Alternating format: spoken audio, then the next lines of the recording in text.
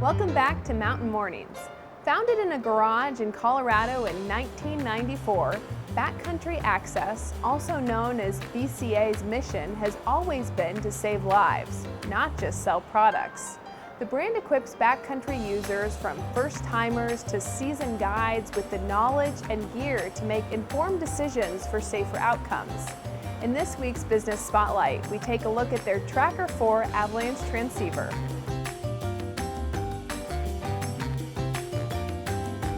Joining us today is Bruce Edgerly, co-founder and vice president of marketing for Backcountry Access. Good morning, Bruce. Good morning, Kelly. Well, let's dive right in. Let's chat about the origins of BCA. We started before backcountry skiing was hip and cool back in '94 when people were telemark skiing. But we were kind of the anti-telemark company. We kind of got in on what we called high performance backcountry skiing. So we invented this little contraption called the Alpine Trekker that would go in your downhill bindings, so you could skin uphill and then ski on your high performance gear on the way down. So that was our first product. It was a pretty simple device, but it was enough to get our foot in the door.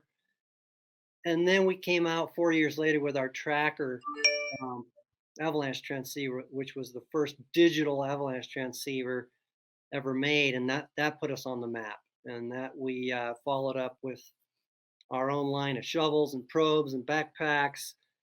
Then we got into float airbags and then radios. So we've got a full product line now. Let's talk about the new Tracker 4. So Tracker 4 is our latest Avalanche transceiver. You know, it's really what we've done is we've combined our Tracker 2 with our Tracker 3. And even though the math doesn't quite work, that's our Tracker 4. Our Tracker 2 was really popular with ski patrols and guides and people that really beat up their transceivers. Tracker 2 is kind of world famous for its durability. Its multiple burial functionality wasn't quite as easy as our Tracker 3. We have this really nice system that we call signal suppression, another feature called big picture mode, and we wanted to upgrade our Tracker 2 to have that kind of stuff. What are some of the most frequently asked questions you get about your Avalanche transceivers? Probably the biggest one is,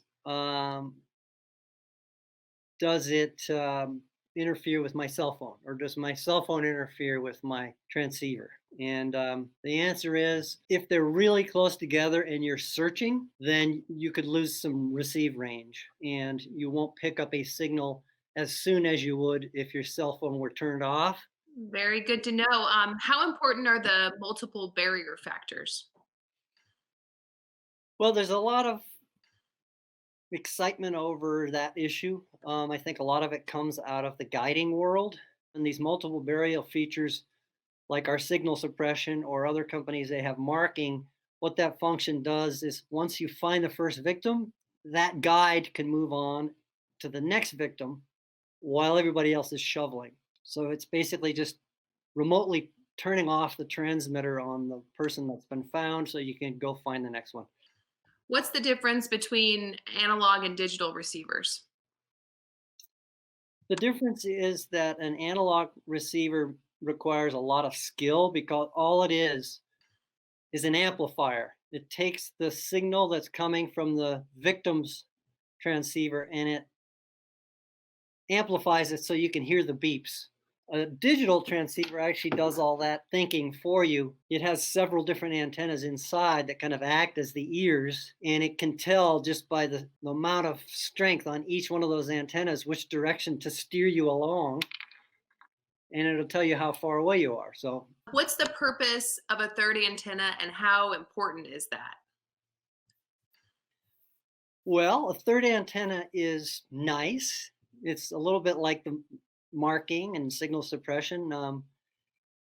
It's not mandatory, but it is nice because it cleans up the last 3 meters of the search. So, but in this fine search phase, just the way electromagnetic fields work, usually there's a couple of spots where the signal will kind of hiccup a little bit because you're perpendicular to the electromagnetic field. So all a third antenna does is there's a tiny little vertically oriented antenna that aligns with the field when it's perpendicular to your beacon. It's got nothing to do with receive range or multiple barrels or anything else. So Well, thank you so much, Bruce, for joining us today. thank you. Coming up after the break, a look at the mountain forecast.